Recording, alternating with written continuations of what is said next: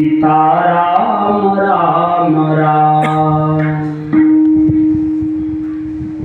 कितीही जरी देवाच्या नावानं आठवलं तरी लोक एवढे ध्यानावर इतका जेवायला या म्हणायसाठी. आता इकडं फिरतात का नाही मला माहिती. आमच्या खाल्ल्या भागामध्ये परत पहिल्या काळामध्ये नावनाथ पीठ घेऊन हात वर फिरायचं. इकडं गोड स्वरामध्ये म्हणतात आणि काय घेऊन ऐकायचं तर ते मला भजन्या स्वरात म्हणते. पण ते पेटीवर म्हणणारे नावनाथ गोड स्वरामध्ये विषय म्हणतात.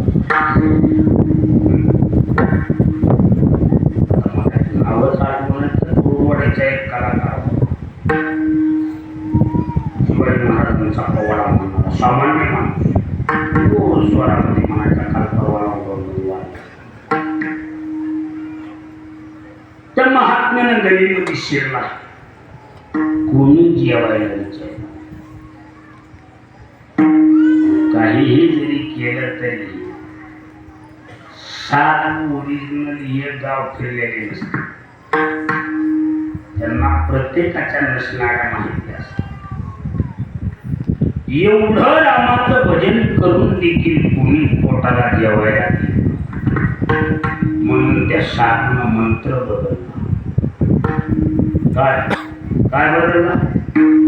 मंत्र बदलला.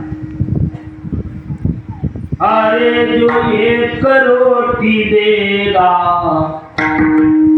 उसको एक बेटा होगा. असले शिकावला गेले कशासाठी? गल्लीमध्ये शिकला महाराज. आणि ज्या गल्लीमध्ये ही पती पत्नी राहत होते, ज्या झोडप्याला बिलकुल बाळ होतं, त्या गल्लीमध्ये मोठ्यानं बोलायला असतो. अरे जो एक रोटी देगा उसे एक बेटा होगा. दिवस निघाल्याबरोबर बाई परमार्थाला पोषक होती. 2-3 भाकरी करीत होती.